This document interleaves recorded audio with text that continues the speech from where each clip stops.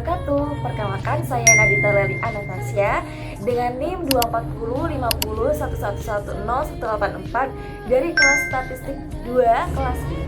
Oke, pada kali ini kita akan belajar bagaimana sih cara olah data menggunakan aplikasi Smart PLS. Kalau yang kemarin kita udah belajar dengan menggunakan SPSS, kalau sekarang kita belajar menggunakan aplikasi Smart PLS. Untuk selengkapnya, tonton video selanjutnya. Bye. Oke teman-teman, sebelum kita olah data langsung di aplikasi Smart PLS, kita perlu mengetahui apa itu inner model dan juga outer model. Nah, untuk inner modelnya ini ada 4 yang perlu kita ketahui. Yang pertama ada koefisien determinasi, yang kedua effect size atau F kuadrat, dan juga predictive relevance, dan yang terakhir ada path koefisien. Nah, keempat ini punya fungsi yang berbeda-beda. Kalau yang koefisien determinasi itu fungsinya mengukur proporsi varians variabel endogen yang dijelaskan oleh variabel eksogen. Kalau yang effect size atau F kuadrat itu untuk mengukur kontribusi relatif satu variabel dengan R kuadrat variabel endogen, jadi antara eksogen dan juga endogen. Kalau yang yang predictive relevance itu untuk mengukur prosedur band cloning. Kalau yang path koefisien itu untuk mengukur jalur standar menunjukkan kekuatan dan juga arah hubungan antar konstruk. Oke, selanjutnya kita akan membahas tentang outer model. Nah, ini secara ringkas kita punya validity configurant, terus ada reliability internal, dan juga validitas diskriminan. Nah, untuk validitas configurant kita melihatnya dari autoloading sama nilai AV. Kalau reliabilitas itu dilihat dari Cronbach alpha sama composite reliability. Sedangkan untuk validitas diskriminannya kita melihat dari 3 hal, yaitu Fornell-Larker, HTMT, sama crossloadings. Nah, nanti untuk cara-cara melihatnya akan dibahas di video tutorial selanjutnya. Stay tune! Oke, sebelum masuk ke olah data di aplikasi Smart PLS, kita perlu mengetahui apa saja variabel independen sama variabel dependennya. Untuk di data sekarang, untuk variabel X-nya kita punya X1, X2, dan juga X3.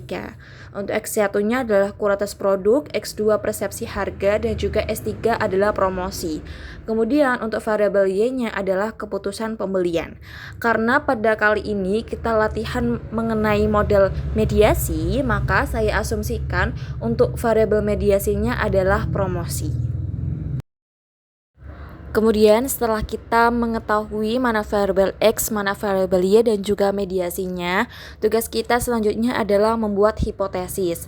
Nah, untuk hipotesis pertama itu kita akan menghubungkan antara X1 dengan Y, apakah signifikan. Sedangkan untuk H0-nya itu lawan arah dari H1. Untuk yang hipotesis kedua itu merupakan hubungan dari X2 dengan Y. Kalau H3 itu hubungannya dengan promosi atau mediasi dengan variabel Y. Kemudian untuk H4-nya kita memiliki hubungan antara X1 dengan Y melalui mediasi Z. Nah, untuk yang H5-nya itu merupakan hubungan dari X2 dengan Y melalui variabel mediasi Z. Seperti itu. Oke. Untuk aplikasinya ini kalian klik new project, terus kalian bisa atur apa aja. Misal ini aku kasih LP gitu ya, terus klik create, habis itu klik import data dan pilih data yang bakalan kalian pakai, klik open. Oke, untuk yang binary ini diubah jadi matrix semuanya.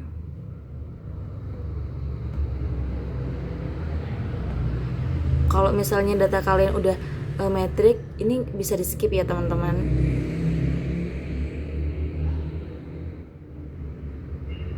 Oke. Metrik, oke. Kemudian import. Oke, setelah itu teman-teman klik back. Lalu pilih create model. Ini pilih PLSM. Ini terserah, random juga bisa, tapi aku mau kasih PLS. Terus klik save. Nah, habis itu ini teman-teman bisa dipilih Oke, ditarik bagian sini, klik enter. Ininya juga.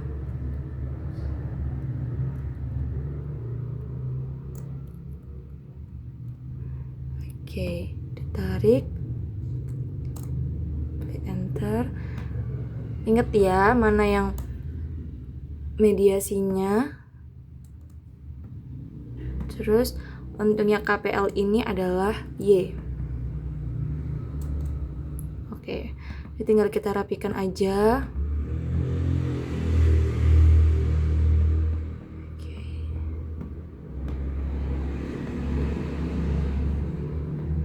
Bisa teman-teman perhatikan pilihannya.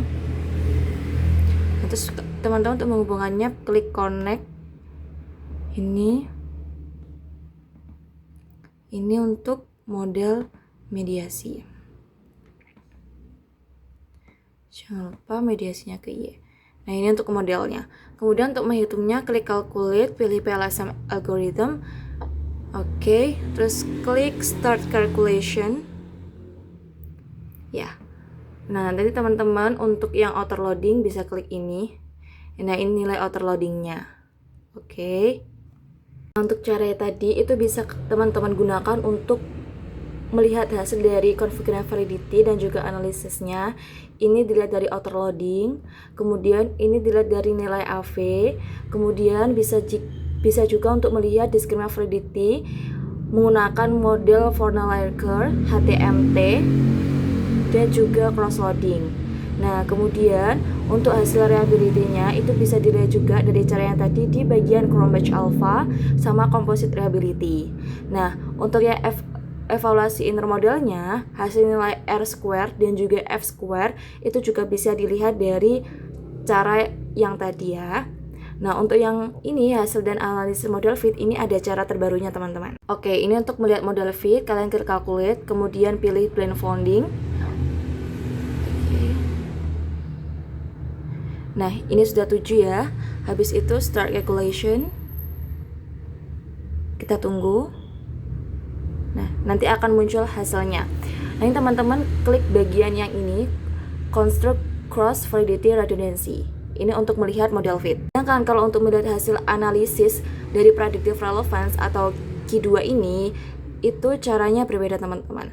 Kita klik lagi Smart PLS-nya, kita klik calculate, terus bootstrapping. Kita tunggu. Nah, ini pastikan 5000, kemudian start calculation. Kita tunggu.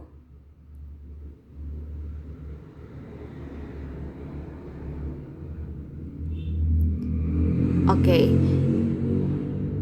Nah, ini adalah hasilnya. Jadi teman-teman bisa melihat path coefficient ya. Desain path coefficient-nya untuk melihat nilai dari kedua. Nah, kalau untuk melihat berapa sih nilai mediasinya, itu bisa dilihat dari specific and direct effect. Jadi untuk melihat analisis mediasinya dari sini, specific and direct effect. Lalu untuk discriminant validity, kalian bisa klik yang ini ya, construct reliability dan validity. Kemudian untuk lihat hasil R square sama F square ada di sini juga. Oke. Udah.